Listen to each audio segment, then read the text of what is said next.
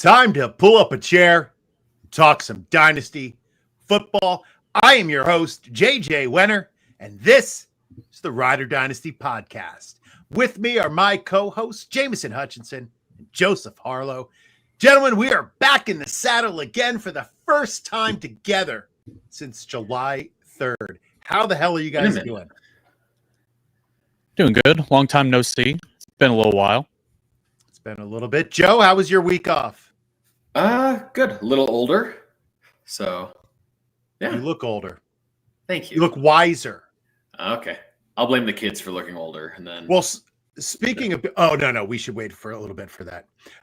Right? Should we talk about Terry McLaurin right off the top? Yeah, we probably should. So, Terry McLaurin just demanded a trade. Oh, I'm sorry. Request a trade. That's different.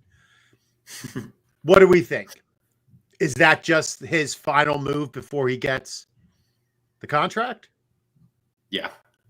Just seems like leverage. It seems stupid that Washington would do this. You don't want these guys lingering into training camp. They don't get the practice in because they're too busy fighting over dollars when they know they're not going to get any better than Terry McLaurin right now, and they probably should just pay him and be done with it. So if they wanted to trade him, they should have done it long ago, but we're just playing the cat and mouse game and just getting... Clock is ticking.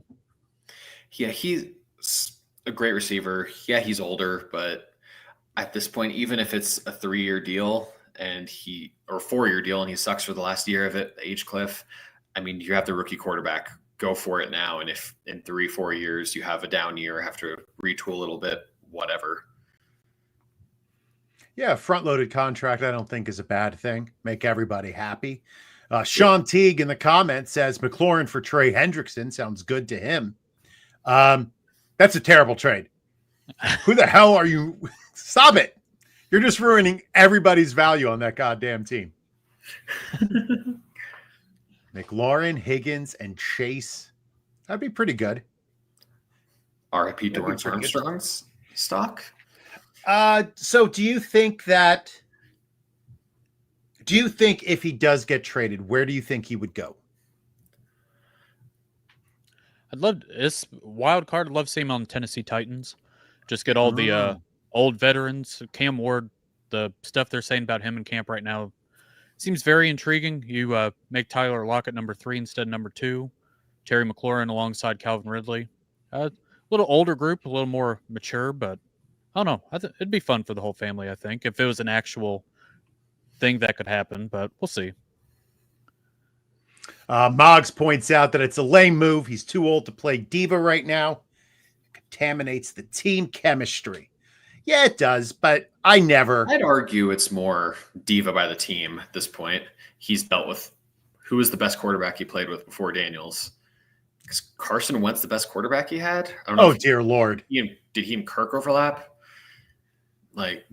No, I don't think they did. A huge thing by NFL teams. I mean, this is why Chuba Hubbard got paid before Jonathan Brooks got hurt, is that he was the one guy who'd been good on the team. You have to pay the guys who deal with you when you suck. So almost like you're rewarding what they have done. Yeah. And put up with a little bit more. Yeah. Forgetting about Commanders legend Sam Howell. He's up there with Carson Wentz. I think he's a Seahawk right now. What about Heineke? No, he's a Viking. Or Viking, excuse me. Heineke's probably the answer there. You're right. Yeah. I don't know. Maybe they should just pay him and move along. Nothing to see here. Right. All right. Well, we should probably get started. All right, Riders, strap in because as everyone's favorite orphan once said, tomorrow, I love you. Tomorrow, you're only a day away. And yes, I'm talking about the ginger. Not that bat dude with daddy issues, you nerds. We are focusing on... Sorry, buddy. We are focusing on tomorrow, providing you with the players who are priced at their lowest right now. Players that will jump tiers by the end of this season. Players that will make you feel like Daddy Warbucks. Jameson, Joseph, and I each bring 4 names to the table. 12 breakout bets. Let's ride.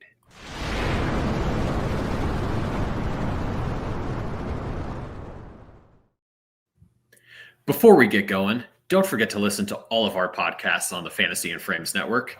We have shows at fantasyandframes.com, YouTube.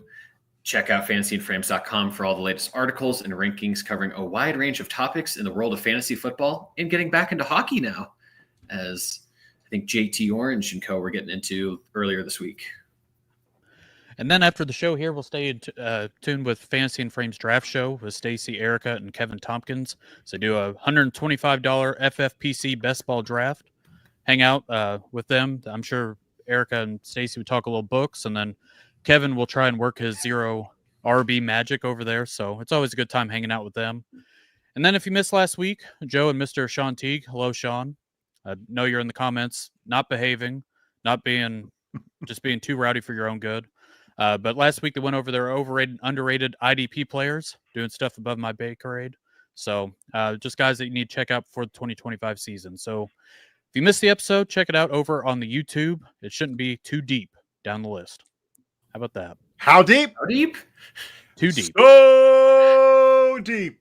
All right, JMO, why don't you kick us off with your first breakout? This one seems a little goofy here, but Bryce Young, quarterback 23 in Dynasty rankings right now. We've seen two versions of Bryce Young. We've seen the one where he doesn't have confidence. He's getting his ass beat because the offensive line is just crumbling in front of him every play, and he has nobody to throw to. And then the second version of Bryce Young is what we saw at the end of last season, where, Adam Thielen is starting to cook a little bit, Jalen Coker. His offensive line is holding up. Chuba Hubbard's running wild.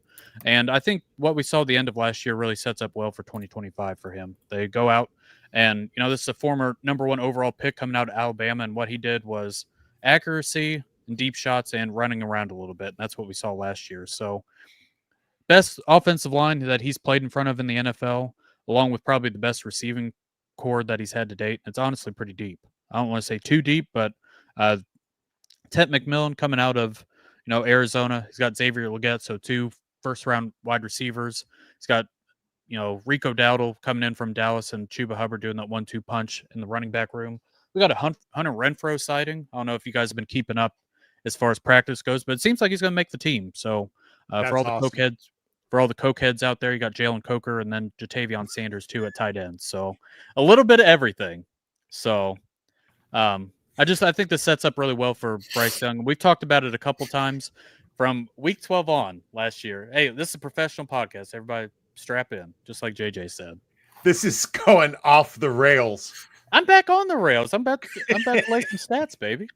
I'm just dipping my toes in the water. But from week 12 on last year, from week 12 on, he was quarterback 8. A lot of it was some of the rushing upside. A lot of it was the play action pass that was working really well. We saw Bryce Young really in his bag, a lot of confidence. And, he ends up being quarterback 23 in Dynasty. I think a lot of people are looking at him as a good super flex quarterback too, but I really do think that he can, be a starter in just regular 12-team redraft this year. So I think he can move into, honestly, he could sneak into top 10 range. I mean, quarterback 8 for the last week 12 on. So I think it sets up really nicely for him. So another thing too, the defense for Carolina, still a little bit iffy. He can get some shootouts too. We saw that with Joe Burrow last year where he was having to put up 40 points each game.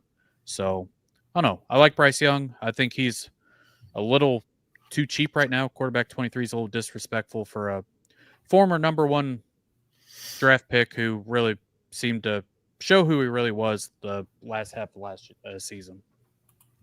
I have to say, one of the best things about being the guy who puts together the show sheet, oh, nice, Vince, is that I can usually take like the guys before you guys get to pick. And I forgot. And JMO got in there and put in Bryce Young. But if you didn't grab him, I was going to put him on my list. It's good. I'm looking forward to Carolina this year. I think the offense is going to be sweet. I think Teterow McMillan is going to just open a can of whoop ass. I'll put it bluntly there. I think he's going to have a really nice rookie season. I think this offense is going under the radar right now, especially in Dynasty. I think a lot of these pieces are pretty cheap outside of McMillan, obviously, and I'm buying. I definitely think this is the best and most sensible option amongst the quarterbacks. Taking like Cam Ward out of there, just rookie, and then I guess Anthony Richardson or Jalen Milroe are probably the other options, but over those, and there's so much that needs to happen for those that I do think Bryce is the best option amongst the position. Question for you guys. I think I'm a little lower on him than on Bryce than both of you guys. Any concern on those 5 rushing touchdowns over that last 8-game sample, was it? That props him up a little too much fantasy wise, or I don't think he's going to have 5 rushing touchdowns over an 8-game stretch really that often. No, but if he can do 5 rushing touchdowns in a season, add maybe 30 yards a game on the ground, right? That gives you enough of a rushing floor, I think, to prop him up a little bit. Is that a short joke? Prop him like a phone book? Come on now. I thought we were grown-ups here. Oh, we are not. We do have a tetanus joke in there, so maybe. Oh, listen. I will say this. I think last year, I keep going from week 12 on. Andy Dalton got hurt, and that's when Bryce Young, kind of came back. But it seemed like every game he was having at least 3 rushes, and it's been 25, 30 yards. Even if the rushing touchdowns aren't there, I think his passing work's going to go up. I think a lot of these games he was throwing like 1 or 2 touchdowns, and he seemed like have a lot of yards. I think that's going to boost up. He's going to take deep shots constantly in this. As long as this holds up, they're going to run the ball with Chuba Hubbard, and then they're going to do the deep play action. He was really aggressive downfield, and I think that sets up really nicely. So even if you're worried about the rushing touchdowns, and they do play action, he kind of gets on the move a little bit, and if it opens up for him, he's going to take off. So I'm not really too worried about that. I guess the only thing I would be worried about is this team kind of does play slow on offense. It's not a very big up-tempo. Dave Canales has always been kind of behind the time as far as pace and tempo and all that stuff. So outside of that, but like I said, if the defense stinks, I don't expect it to be great. It really can put them in some spots where they kind of have to push the pace a little bit. Okay. I saw there was a question in the chat. Yes. So, keeper question: Brock Bowers as a 10th round value or Kyron Williams as an 8th round value? And also, Shadow also mentions that tight end could also be a wide receiver in this lineup. Okay.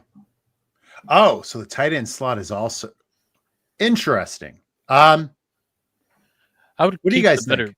I would keep the better player in Brock Bowers. Anytime this kind of stuff comes up, unless like the value is totally egregious, an 8th or 10th. Kyron Williams, I think there's a chance that he starts losing a little bit of the workload. Brock Bowers is, I know you said tight end also works for wide receiver, but if you play him at tight end, that's such an advantage over the rest of the field outside of McBride and George Kittle. So I think it's better player here with Brock Bowers. Agreed. And Bowers does. Go ahead. And Bowers goes in the first round, so that's like getting a second first-round pick. Mm-hmm. Yep. Yeah, even if you have Bowers as like a wide receiver too, I think that's incredibly valuable. And I know Jarquez Hunter, I didn't go for rookies in this exercise that we're doing, but if we did, he would have been highly in contention for one of those players. And that is Kyron Williams' backup. So it doesn't mean much, but he did run with the ones today. I take that stuff with a grain of salt, but pretty interesting that they also have Blake Corum there, who everybody loved last year and have totally forgotten about this year. But yeah, that's, like I said, Brock Bowers, I think that's a pretty easy answer for me. I guess at what point would you switch that? If Bowers is a 4th round keeper, 6th, go all the way up to 2nd round? No, at that point, I don't think the value would quite be worth it. At what point does it stop being worth it? I would say the 4th, because I think in the 4th you can probably get Kittle. Mm-hmm. So I think that would be a switch. I think Kyron Williams is going to be a top 12 running back this year. So in that case, you would still have a top running back, and you could get another running back in the first round and have a really good 1-2. So I'm a little lower on Kyron, but I think it'd still be really up there for as far as Brock Bowers, as far as what round for the keeper thing. All right. Do we want to take a little bit of a jump now and talk about some running backs? Joe, who was your first breakout? I went with the back that we talked a little bit about, I think the last time we were together. Arizona's Trey Benson, backup to JJ's favorite player in the league. So Benson was highly regarded out of Florida State going into his rookie year, was the second back taken behind Jonathan Brooks at the early third round, 70th, 68th overall, that range. Looking at some just raw numbers of 72 running backs with 50 plus carries, he did have the 14th best yards after contact per attempt at 3.33. So that's every carry he got, he was getting another third of a first down needed after getting hit. 10 carries of 10 plus yards on 63 carries, 1 out of every 6. Big part of this. So he's a big play threat. That's what he was known for at Florida State. That was a huge amount of the excitement, is that he can break a touchdown at any point. That'll get him in trouble at times, which is why he fell to the third round instead of going in top 50. But James Conner is an ancient player, has been injured every year, except did he get hurt last year too? But anyway, he's hurt a lot. No running backs got hurt last year. No, it was except CMC. One. Yeah. Except the one I drafted. And even still, Connor's getting older. He's going to see more injuries. The offense is still interesting in Arizona. I do think I think he's still RB36 is where he's at for Dynasty. I think that's probably decent redraft rank for him. But I think this time next year, he could easily be in the top 20. If James Conner retires, he breaks out more. Then you add in that Benson was one of the best, if not the best pass pro back in the class last year. And I think he had like a dozen reps of it this past season, which is the smallest of sample sizes, but he had a really good overall grading on it. Something that he was very strong with at Florida State, not Arizona State. So I think all in all, he's going to be on the field a lot if Connor's not there.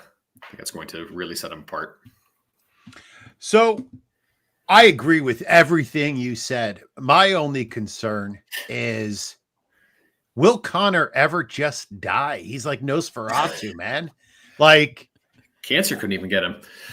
Oh, I was about to say something really mean. Jesus. I mean, yeah, I don't like him. I'm just going to say hi to Jamie. Hey, what's up, Jamie? I think my only worry about Trey Benson is just James Conner's one of these guys. Is if he's healthy, he's going to be on the field full time. So it ends up where Benson doesn't have total standalone value, but it's just, kind of like a bad example, Tyler Algier if Bijan got hurt, but just the workload. I mean, if something happened, if James Conner moved on next year, if he started actually slowing down, Trey Benson, easily ends up being a really nice click just because that's what Arizona wants to do. They want to run the ball. They want to build around the run game, obviously because Kyler's short and can't see his wide receivers. Different discussion for a different day. But I do like Trey Benson, though, and I liked what he did in college, and I think it sets up nice. And he's just in this pocket of kind of, all these backup running backs who the upside for him is just as high as any of these other guys, just because James Conner he wakes up, gets 20 carries, no matter what. It seems like they could be down 50, they could be up 20. It don't matter. He's going to get the workload. So that's it's kind of where I stand on Trey Benson. Get it? Sean Teague is permanently banned from the show for saying that Connor's going to head to the Jets next year. That was like when they hired Greg Williams and who was the crazy-eyed coach? Adam Gase. That was the worst day of my life. One of the worst days of my life. And I've lost a father to Alzheimer's. And that was a worse day than that. Yikes. I hate James Conner. All right, J-Mo, who is your next breakout? Whew. I'm gonna lift this boat up a little bit. All right. I like your positivity. We're going to go with RJ Harvey. And I feel like these next couple picks is some guys who are already kind of there, but they kind of can go up into the elite tier. So he lands in Denver with one of the best offensive minds in football with Sean Payton. I don't think nobody has done more with running backs than Sean Payton. 12 times his offenses have ranked 1 or 2 and running back scoring over his 17 seasons in the NFL. It was Darren Sproles and Pierre Thomas, Reggie Bush and Deuce McAllister. Mark Ingram was a guy he made with Alvin Kamara. So now we get RJ Harvey, who they drafted 60th overall, and they're going to pair him with J.K. Dobbins. So have an awesome offensive line. They have an elite defense. I think the Broncos as a team overall is just a dark horse in the AFC, and I really do think that they can make a run. So Harvey coming out of UCF, he was just a 3-down back, really athletic. That's kind of the home run ability that really works well in the Sean Payton offense. And the other thing about him, he's shifting. He works really well out of the backfield. So the one thing that works with him is Bo Nix is just, I don't want to call him a check down king. He's much more than that, but he's a guy that if the play doesn't work, he's just going to check it down. And I think that RJ Harvey, the way he's going to get there is through receptions and kind of home run ball ability, so he can take him to the house too. So you have J.K. Dobbins, who's going to do a lot of the grinder work, and then you have RJ Harvey, kind of the sexy pick, and he ends up, I'm not comparing him the player, but like the way Alvin Kamara, the way Devon Achane get there in fantasy, or just these high receptions. You know, Devon Achane takes it to the house, and I know that Harvey as a rookie is RB19 right now, but I mean we could be drafting him, 1-2 turn, second round next year. I really do think that's the upside for RJ Harvey here. So it just is different the way he's not going to be the volume back like Jonathan Taylor or, our beloved James Conner. But I do think that he just has the upside. And it's just different than most of these running backs here. So the way he gets through receptions, he can be the PPR merchant. So I really like RJ Harvey here. I think that by the time next year, I do think there's a realm of possibility that he ends up being, a high second round pick, a guy that we're clicking in the first 2 rounds. So, geez, what in the world? What is going on with the show tonight? Hey, Denver omelet. They're bussing, right, Sean? Bussing. Or they slap. They slap? As the kids, including my little sister, say, it's dank. So, yeah, I like RJ Harvey. I like, I always go back to the offensive line, and Denver offensive line is fantastic. Quinn Miners, right? Like went from nowhere to being like one of the best guards in the league, but that entire offensive line is going to dominate this year. And the defense is amazing. So I can see them getting a lead and then just grinding the ball out the rest of the game. And who better to do that than Bo Nix? I mean, he's a running threat. You have J.K. Dobbins. You have R.J. Harvey. I don't know. I like that pick. Joe? Again, I'm a little lower on Harvey than I think the consensus, but I think it absolutely makes sense. This is a great offense for a receiving type back or a non-elite prospect. I think you really could break out here. And if everything does fall the right way, Dobbins gets hurt again, Estime continues to be just a middling player. If he gets the full backfield, then yeah, he's going to have a massive role. He's going to get 60 catches and 1,200 rushing yards, which recipe for a top 12 running back. I will say this Denver team has come a long way from, they had Russell Wilson under that terrible contract, and Sean Payton came in and just like, they got the defense set. They got the offensive line set. Now this year they've made an emphasis on bringing playmakers in. They bring in Harvey, Ingram. So it just seems like this, Sean, it's been a process, but the pieces are starting to come together. I really do think this Denver team can be a serious contender this year, honestly. As Hannibal used to say, I love it when a plan comes together. Now, my breakout is Isaiah Davis. Now, as William Carlos Williams once wrote, so much depends upon a green running back glazed with Gatorade beside the injury tent.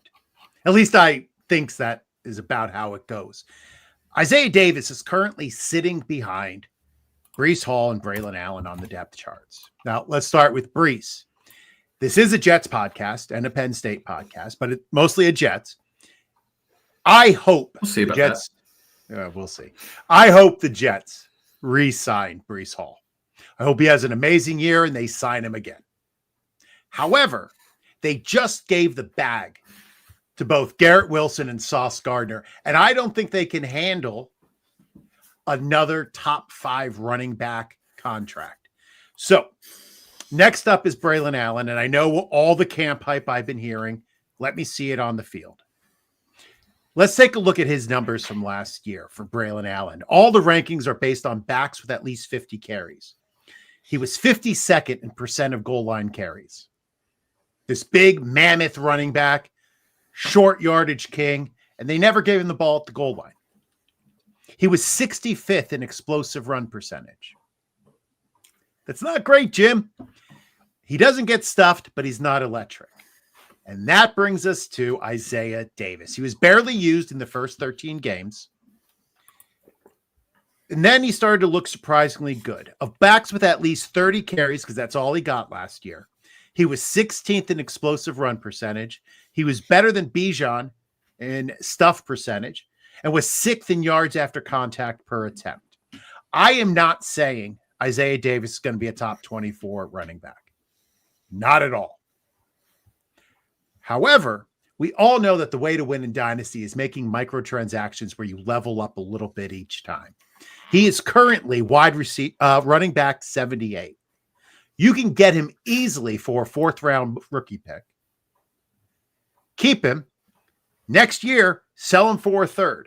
Slowly move up. Take your picks and increase them year after year. That's how you win. What do you guys think? Oh, no. I think it's definitely possible. I thought the Braylon Allen thing is just, he's a specimen. That's all you hear constantly. He's a specimen. I understand that. And I think Isaiah Davis brings like the explosiveness that the Jets running game probably needs. I mean, Breece Hall is really nice overall. Braylon Allen is just a specimen guy. And I think the Jets, for an RB3, we usually don't talk about him, but the Jets are going to be one of the most run heavy teams in the league with Justin Fields, and they have what should be an awesome offensive line. So I really do think that one of these late round flyers, it makes sense. And I think that Isaiah Davis should get some run this year.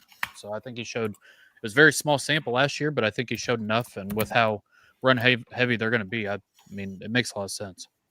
Yeah. And for the record, I don't think he's going to get a ton of work this year unless Braylon Allen flops in a big way. I just think next year will be the year he breaks out. I think it's totally reasonable. And again, especially at that value, running back 78, tier 8 of running backs. So running back 7 in the 12-team league. This comment section, goodness gracious.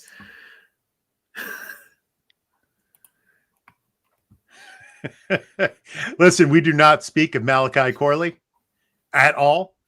He's not going to get more reps because he sucks. He's a terrible player. They have all terrible wide receivers outside of Wilson, but I still don't think. Vince Mapstone. Such a specific. What? Corley was such a specific prospect and went to the worst spot he could have for himself. Oh, absolutely. Absolutely. He is somebody who needs to go to a genius offensive coordinator who will know how to utilize his talents. I think I'm not putting him at the same level, but I think he's the same thing as like a Luther Burden. The same concept. I may be wrong. Everybody disagrees with me. Far lower talent, but I see what you're saying. Far lower talent, but the same has to get, he's scheme dependent. It's very Chanel. It's not, yeah. I was going to say like Percy Harvin in a way, not the player, but just the way that, I don't want to necessarily call it a gadget either, because it's not like Kadarius Toney, but there's just a specific. That's another one though. Yeah, it just the Jets are the most with all due respect, uncreative. I don't want to call it bland, but not intriguing, not fun for the whole family as far as offense goes. So, well, let's see what happens this year. Yeah, and he was with Aaron Rodgers, who was a criminal. Looks like Trey Lance is balling out right now in the Hall of Fame game. Of course he is. I heard his younger brother is doing great in college. Mm-hmm. Bryce Trance, which totally sounds like a type of music I wouldn't listen to. I think it's Bryce. But yeah, he's highly regarded at this point. Has a chance even from FCS to be a first rounder if he has another good year. So how was I guess we got, you said we had 15 more minutes. How was I so wrong on Trey Lance? I couldn't have swung and whiffed. Well, that was the COVID year, right? No excuses. You got to play like a champion. No, I understand. I don't know. I'm saying for us, Yeah. it was a COVID year. We didn't see a lot. He looked good in what he had done, but much like Anthony Richardson, he just hadn't done a lot of it. I really don't think he was set up for success. I think Kyle wanted Mac, and every time Lance was out there, he tried to get him killed, which he eventually did. Like Lance needed reps more than anything, and Kyle refused to give them to him. Maybe that's just me saying, because I almost had him. It's very similar grade on him and Trevor Lawrence, but so maybe that's me trying to save some face. But I do think he kind of got screwed over there. One of the best moves I ever made in a dynasty league was a 96 team dynasty league. It was fantastic. Jeez. I drafted him in the first. And I immediately the following year traded him for first. Late, but I traded him for first and got the hell out of the Lance business. All right, J-Mo. I'm going to go with running back 42 right now and Jordan Mason. So all the camp buzz, it seems about as close as 50-50 as far as the timeshare it can get with Aaron Jones, who's another year older. He's going to be 31, I believe, by the end of the year. And we saw last year he got hurt and he wasn't missing games, but I mean, it definitely showed on the field.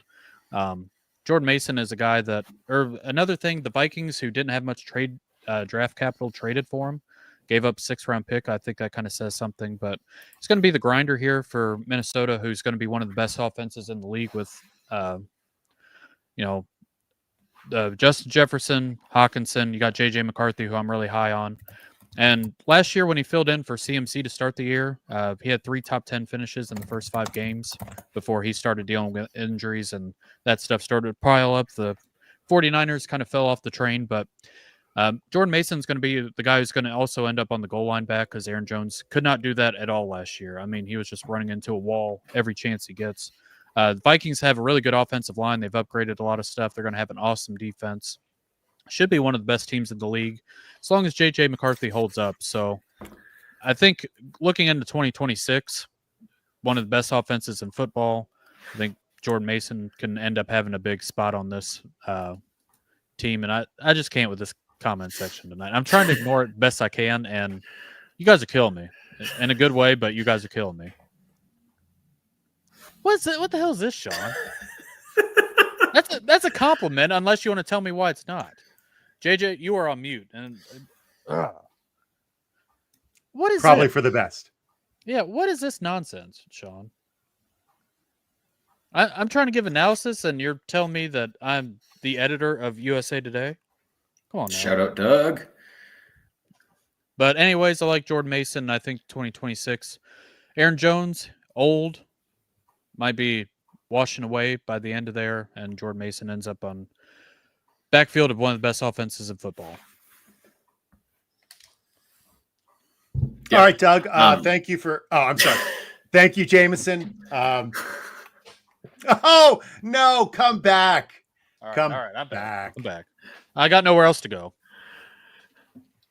I gotta say, JJ said that Jameson stole Bryce Young from him, and he did it to me here with Jordan Mason. I was very excited to put Mason in the dock, and then he was gone. I think we should just put our guys in the dock no matter what, and just try to do a better job than the guy who did it before us. I know we were all in on Jordan Mason around this time last year, and that obviously paid off. So I think, yeah, he's going to tear up. Especially, I think his metrics overall aren't elite level, but honestly, they're good, which in an offense like Shanahan's, Kevin O'Connell's, I think that takes a good player to great pretty quickly. So I'm all in on him. I think I have him around RB 32 dynasty-wise right now. Yeah, I like Mason. I have nothing to add. Sorry. There we go. Too busy trying to police this comment section tonight. Listen, it's a full-time job managing these commenters. They're out of line. So some people's kids. And not mine this time.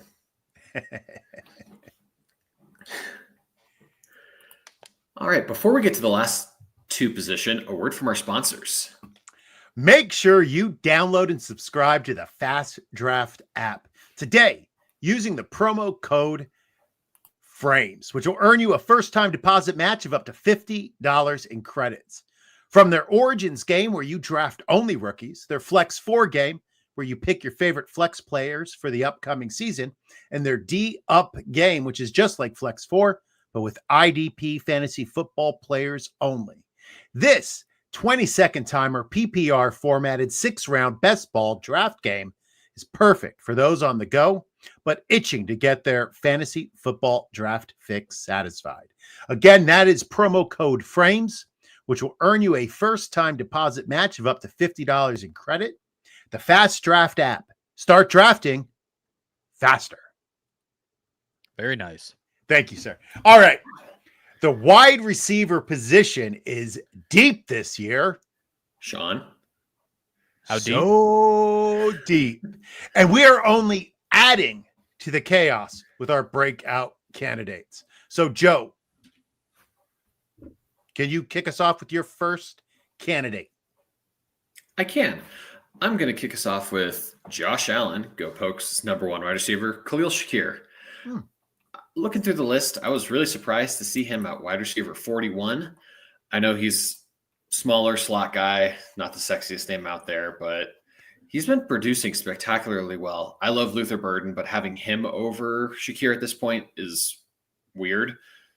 Love Caleb Williams and the potential, but Burden's the third option for a second-year quarterback. Matthew Golden, Ricky Pearsall, older Devontae Adams, some other guys ahead of him. Just surprising. Figured he should be. I think he should be in a similar tier as the next two names that are going to be mentioned. Again, some metrics. Shakir's just been awesome the past few years. In 2024, he was the 20th best wide receiver per PFF. That's amongst 88 who had 50 or more targets. 7th best drop grade. So good hands. I think he had 2 drops on his targets. Yards per route run, he was tied for 18th. He was still 4th in yards after catch per route run, or per reception, sorry. And then even as a small slot receiver, which I think he spends around 70% of the time in the slot, he still had just under 50% contested catch rate. No, in 2023, he had converted a first down or touchdown on, I think, 70% of his receptions. It was some ungodly number that was by far tops in the league. And that did go down a little bit this year as he got more volume. But he's the most trusted receiver on this team. He did have, for his final counting stats, ended with 800 yards on 15 games, but 76 catches on 100 targets. I think we could realistically see both of those jump by 25. Maybe if we can get 130 targets, 90 receptions, I think you easily get 1,000 yards and 6 touchdowns there. I do think just super undervalued. They haven't done much to the room. Dalton Kincaid is still probably the next best option there. Keon Coleman, I do like the talent, but he's going to be played as a true X, which he's not. So that's going to lower his ceiling. And then Elijah Moore, Curtis Samuel are fun. Not gadgets. It's the wrong term for them, but role players. But Josh Allen needs someone to trust, and it is Khalil Shakir. If it's not Dawson Knox, I guess. I was listening to a Fantasy Points podcast earlier this week, and they were having an interesting debate on Dalton Kincaid versus Khalil Shakir. I like Khalil Shakir, but I'm not going to lie. They're making some good points about Dalton Kincaid and his upside for this season, but I still like your choice. Khalil Shakir is also a better blocker, so. Well, I might be. Right. JMO, any thoughts about Shakir? I like Shakir. I think, we saw last year with James Cook getting all the touchdowns. I mean, if the touchdowns swung to Khalil Shakir's way, he's more like the PPR reception guy. And like Joe said, with all the kind of gadget guys, Elijah Moore, one of my personal favorites. He had the 2 weeks with Joe Flacco that we will always think about and love and appreciate. But I like Shakir as well, and he kind of ends up in this range of wide receivers where he's going to be number 1 for wide receiver for Josh Allen, one of the best offenses in football. I know they ran a lot. I know they scored a lot of, touchdowns on the ground last year, but especially with this defense.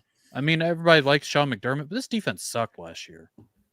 and we kind of saw that they kind of got out of it just because the offense was so potent. But if Josh Allen has to start throwing it, and Khalil Shakir ends up being the number one, I think it sets up nice too. So I think he only had 4 touchdowns last year. Is that right? Yeah. So I mean that can go up, and just the touchdowns alone can swing this ranking way up there. So I like him too. I think he's like a safe floor kind of play. I guess the way I would put it. Yeah, I don't think he'll ever be a wide receiver 1, but if he's your wide receiver 20 for the next 3 years, I think totally in the realm of world possibility. Fair enough. All right, my next breakout is Emeka Egbuka. Robert Frost once wrote, 2 roads diverged in a wood, and sorry I could not travel both. It's a poignant poem about choices and how each decision leads to other decisions, and you can never go back. Way leads on to way, and you can never go back again. I feel that is where Tampa Bay is going to find themselves at the end of this season. Mike Evans is 32. He's a free agent after this year. Chris Godwin is 29 years old, slowly coming back from an injury, too slowly for my Godwin shares. So what do? They go out and they draft the most pro-ready receiver in this year's draft, who most analysts said doesn't do anything spectacular. He just does everything well. So I don't pay a lot of attention to camp hype, but they say he's in the best shape of his life. No, I'm just kidding. Just kidding. But the coaches have said that they like his work ethic and his maturity. His teammates keep talking about his play on the field. That means more to me. He's currently ranked as wide receiver 30, and we're going to find out very quickly what he can do this year because he's going to be seeing reps from week 1.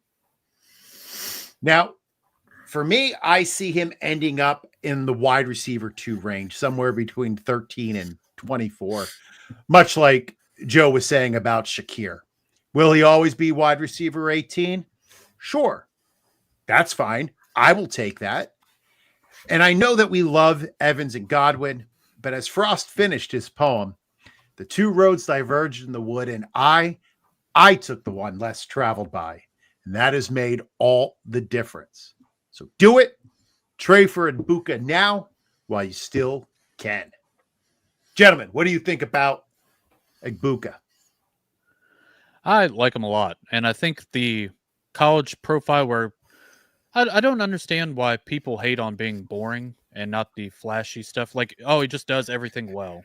Well, have we seen these guys who do the one thing really well and they're the one trick pony and they never do anything? Like part of being love DK Metcalf, but yeah, being a part of elite receiver is doing everything well. And that's what Egbuka does. And because it's not flashy and sexy and all that stuff, for whatever reason, we hate that. He's a first-round pick. I mean, Tampa Bay Bucks could use some defense. They already had wide receivers, and they decided to take Egbuka. So, and he was the best player on their board. I think that says a lot. I think he's going to get a lot of run. We've seen Baker Mayfield do a lot of good stuff. A little worried about Tristan Wirfs, but I mean, going for first 4 weeks, we're talking, year long. But Mike Evans, Chris Godwin, he can end up the wide receiver 1 here with, honestly, by next year, say if something happens to both of them, Mike Evans retires, Chris Godwin, moves out. But I like Egbuka a lot. The camp, most of the camp stuff we try to ignore, but I mean everything that's coming out of Tampa Bay, he's a professional. They love him. Baker talked him up about how, just how well he's doing, and some of that stuff you take with a grain of salt, and sometimes you just can't ignore the drumbeat that just keeps on going. So I like this pick a lot here by JJ. The Sigmund Bloom drumbeat. Love it. Love it. All right, Jameson, who do you have next? I feel like this is becoming a homer pick on the program, but I just cannot quit this. So this is going to be George Pickens. And yes, I know this is wide receiver 31. And it seems goofy that for a breakout here, but I think he's going. I know we have the elite tier with Jamar Chase and Justin Jefferson, but I really do think that he ends up and just right behind there coming up this upcoming season. So right now he goes where Jerry Jeudy and Brandon Ayuk go. I think it's a little criminal. And then, the top 15 range is guys like Marvin Harrison Jr., Jackson Smith-Jigba, I know he's wide receiver 2, but he's going to the Cowboys.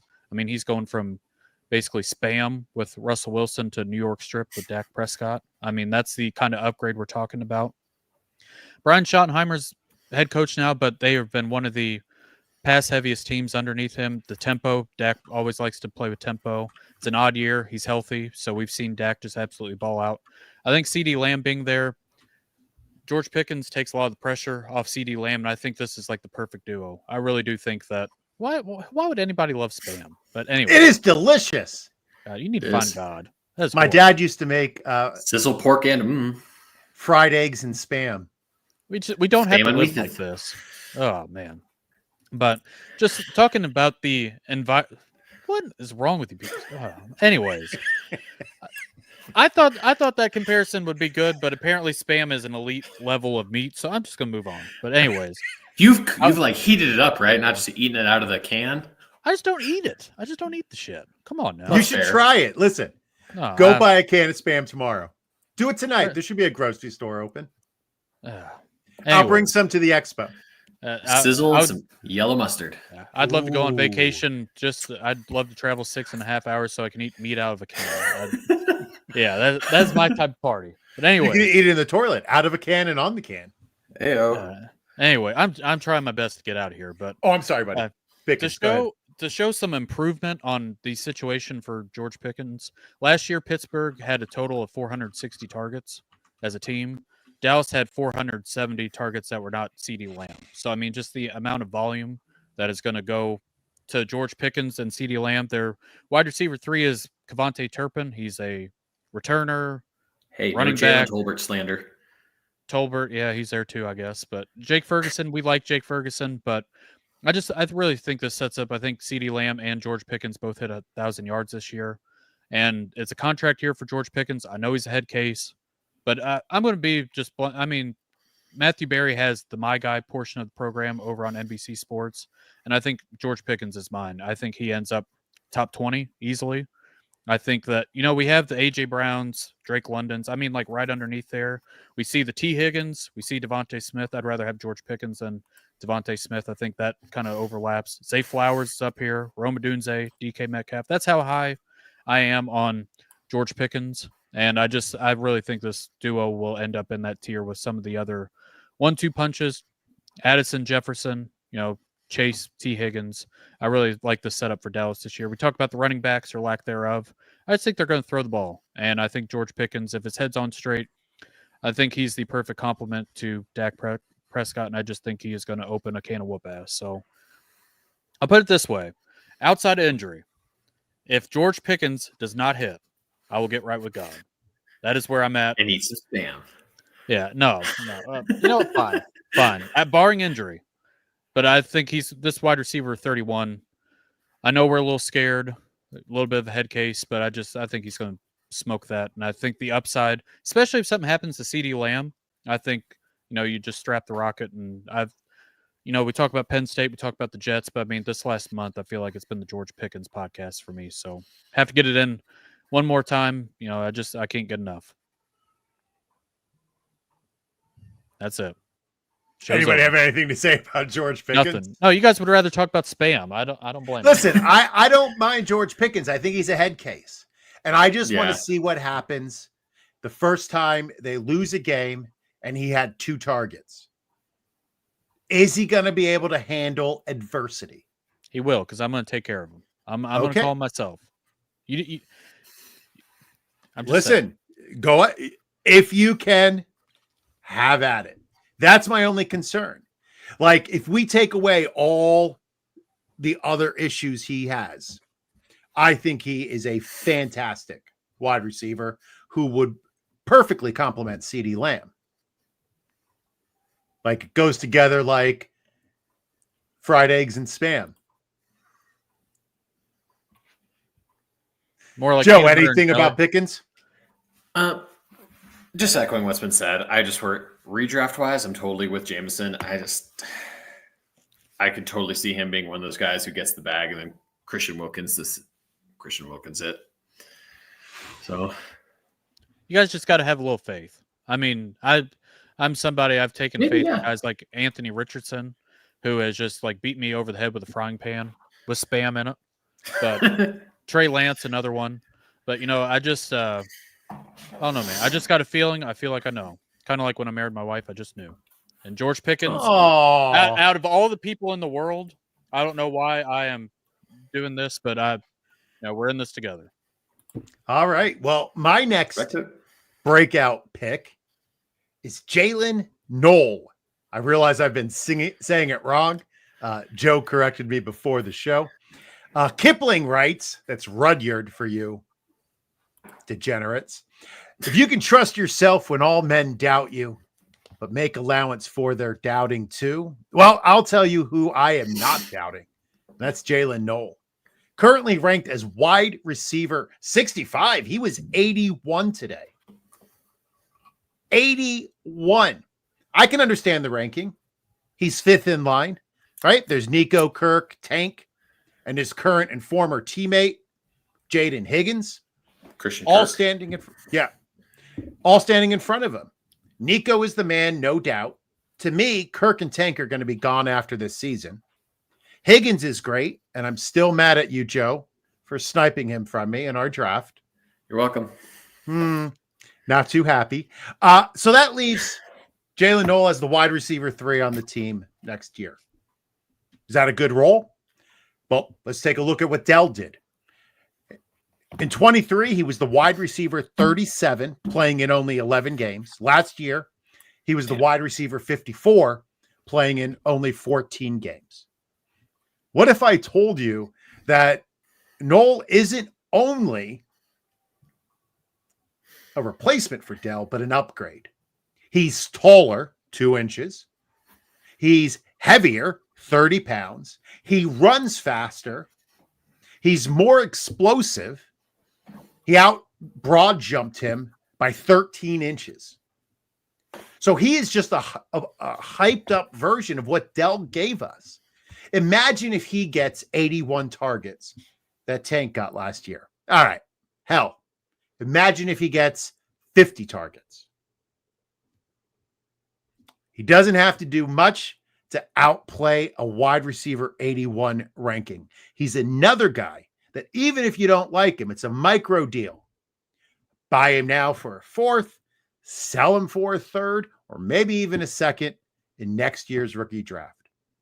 And then you're just leveling up bit by bit, piece by piece. Gentlemen, what do you think about Jalen Knoll? I love him. I liked him more than Jaden Higgins as a prospect. My comp for him was a bigger and better Christian Kirk, actually. So I think he's that vertical slot role. He's actually a solid blocker as well. Also better one than Higgins is, despite Higgins being built like an X. I really think there's a world where if the O-line doesn't suck, that all 3 of them can be, well, I guess Higgins and Knoll behind Nico could be really good for the future. Knoll, I don't think is going to have a big role this year. Right. However, I think future, I'm all in on him. Especially if Kirk misses any time this year. Mm-hmm. Which he's done. Or Nico. Nico misses some time. Had the hamstring stuff last year. So I like Knoll as well. Now you got me doing it. It's hard. Four letters. First Knoll. But like, that's not how you say it. I'm sorry. But I do think sets up, especially with this running back news with Joe Mixon. D'Amico Ryans came out and said Nick Chubb is old. I mean, just came out and said, he's got some miles on him. He's beat up a little bit. I mean, that is not positive news. They have Woody Marks, who's a pass catching specialist. He's not really a inside the trenches type of running back. So I do think as long as the offensive line holds up, could just be where CJ Stroud ends up just having to spray it around the yard. So I think he sets up nice. And before we go, RIP Tank Dell. He didn't die, but he's basically gone from all of us. I don't think he's coming back, especially the last 2 big injuries. So RIP to him. But it's kind of weird. Last year we had Stephon Diggs and Tank Dell, and you thought that Dell would be kind of the future. Stephon Diggs was playing really well before he tore his ACL. Now he's got like 2 rookies. The the dynamic changed on this offense completely. But the offensive line, we'll see. I don't know if it's going to be bad or great. I guess we'll have to find out. That's something we'll just have to wait and see on. But I do like him a lot as a wide receiver. I think he's fun, and I do think there's a lot of opportunity for him here. All right. Joe, who was our last wide receiver breakout? Last name I had is Roman Wilson. Not going to give a huge amount on him there, as we didn't see a huge amount from him last year with the injuries. I think he played a whole 6 snaps. But yeah, I liked him a lot out of Michigan, where he's JJ McCarthy's number 1 target. Yeah, really good deep threat out of the slot. With Aaron Rodgers there, I think they need an option. They need someone to catch passes. That's not Jonnu Smith or DK Metcalf. So yeah, I really like Roman Wilson this year. Mainly because of what you're saying. Like, who else is there? He was highly drafted last year. He got hurt before the season. Like, but I have faith. I have faith with what he can do. Somebody is going to have to catch a pass, right? It's like everybody else besides Garrett Wilson. JMO, what do you think about Roman Wilson this year? I like him as well. Can you hear me real quick? I can. It just got a little echoey, but it's good. Okay. All right. I just want to make sure. I like Roman Wilson as the prospect. I worry about this Pittsburgh environment. That's the one thing. Aaron Rodgers, I know he's not a rookie, but Aaron Rodgers likes to play favorites. You just do one wrong thing and just kind of ends up being a nightmare for him. So I like him as a prospect. I thought, last year in camp before he got hurt, it seemed like they liked him a lot. And then I think he had like a leg injury or whatever that kind of started him. And then, the wheels kind of fell off there, stops before it even gets started. But, outside of DK Metcalf, especially, I know Arthur Smith wants to run the ball. I know they brought in Jonnu Smith, who greatest tight end of all time, according to Arthur Smith. But outside DK he's going to play him at fullback. Yeah, and I'm sure he's going to play, wide receiver, running back. I'm sure he'll do the quarterback. They'll run Wildcat through him. Just whatever nonsense that Arthur Smith can make up. So I like Roman Wilson as a prospect. The only thing I worry about here is just the environment for Pittsburgh. Like outside of DK Metcalf, I don't want any of these guys until it just seems like the regime needs to change. Just, Mike Tomlin, the rest of that crew, Arthur Smith. Like if it's not this year, when's it going to be? It's very weird. They went from Ben Roethlisberger, Antonio Brown. Well, I was saying AJ Brown, Antonio Brown, and Le'Veon Bell, going from like the highest powered offense to whatever this nonsense is. It's just kind of tough to watch. Yeah, it definitely is tough. The one thing as a Jets fan that I will always point out, I do feel bad for teams who lose a star quarterback because it is hard to find a good QB in the NFL. I mean, the Jets have struggled forever to find one in the draft, and I don't blame them for drafting Sam Darnold. I don't blame them for drafting Zach Wilson because those were the guys they had to draft at that point those were their guys and they sucked.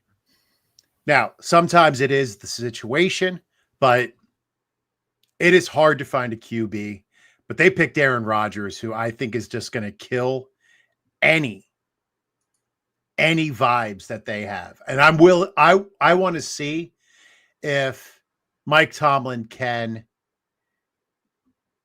out vibe Aaron Rodgers, because Rodgers destroyed the Jets last year, the past 2 years. He tore them down from the inside.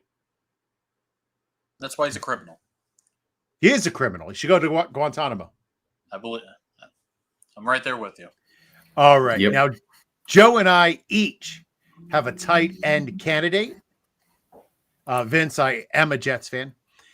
I will go first. Rick Davies wrote, I will go on shining like brand new. I'll never look behind me. My troubles will be few. I look at David Njoku, and I think that once his contract expires with the Browns this season, I hope he finds a home that he deserves. He is one of those guys who has been struggling, like Terry McLaurin, on a crappy team, going from QB to QB, no direction home. Like, I hope he goes somewhere where he can be truly valued. However, his departure is going to leave an opening, and Harold Fannin is ready to take his spot. 21 years old, tight end 24, currently ranked. Well, as Rabbit said in 8 Mile, I know everything that he's going to say about me. I know everything they're going to say about Fannin. Njoku is in his way. Sure, only for this year. His size isn't great. I've been hearing that a lot. Really? Because he's the same size as McBride and Bowers. And Mark Andrews, right? Like an inch or a pound in each direction, but they're all right there. He played subpar competition in college. Oh, where did McBride go to school? Oh, okay. So it's okay for him. Let's not forget, against Penn State, top-level competition, I think he put up 11 for 137 and a TD against them. A one-man wrecking crew against our beloved Penn State. So overall, he finished as the top tight end ranked by PFF last year, both passing and overall. He's a better run blocker than Tyler Warren and Colston Loveland. He led all tight ends with 873 yards after the catch. I believe he had more yards after the catch.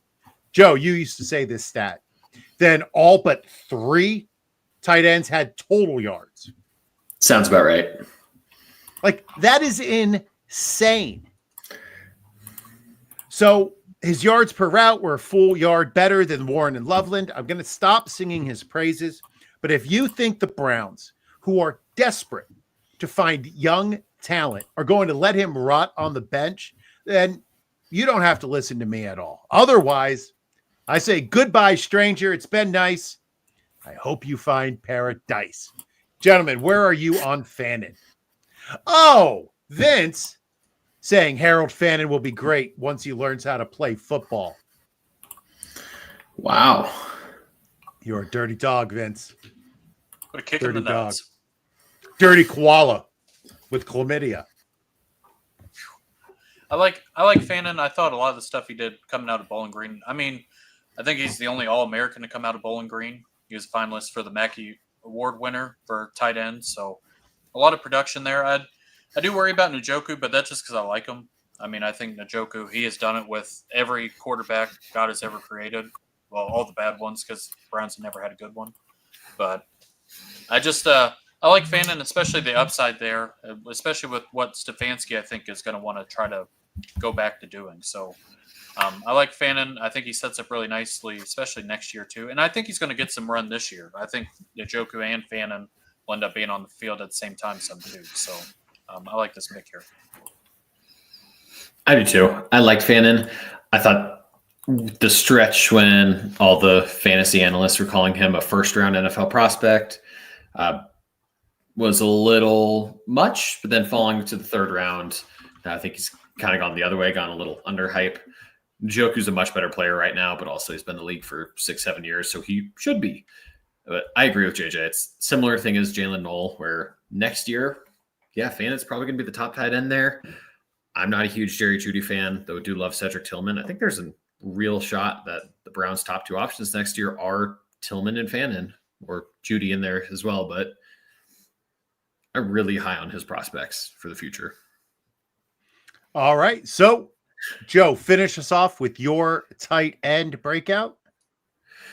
What better way to finish this than with an alum of the team of the pod, Theo Johnson? We've talked about him a lot recently, so I'm not going to go too in-depth. Really, over the last 6 to 8 games he played last year was improving vastly. I think his PFF grade improved almost every single game he played. The quarterback situation is, moving on. It's not great.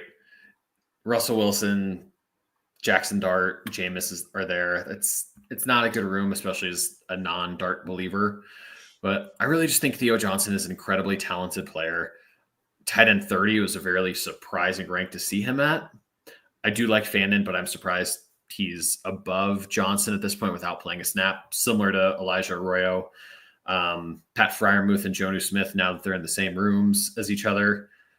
Really think that if Theo could turn into what Dallas Goedert has been, or a secondary or tertiary option on a good offense, or secondary option on a bad offense. And I don't think Johnson's going to be like tight end 8 or anything, but high end tight end 2. He has the talent, blocking chops to do that. And with the youth upside, I think he's going way too late. Oh, Thomas Fidoni's not even, he's a blocking tight end who's not even as good at blocking as Theo is. Come on now. Oh, Damn. that's my boy. He's wicked smart. J-Mo, anything to say? Well, just the last couple of years with Darius Slayton and Wan'Dale Robinson, they've been there with volume, but I mean, Theo Johnson, we'll see with Russell Wilson, just because it's basically, he doesn't work over the middle as much, but I mean, I think Theo Johnson could get some of these chunk plays out of him. And we'll see with Jackson Dart. Jackson Dart, he's not necessarily similar to Russell Wilson, but I mean, he's just a guy who's really aggressive.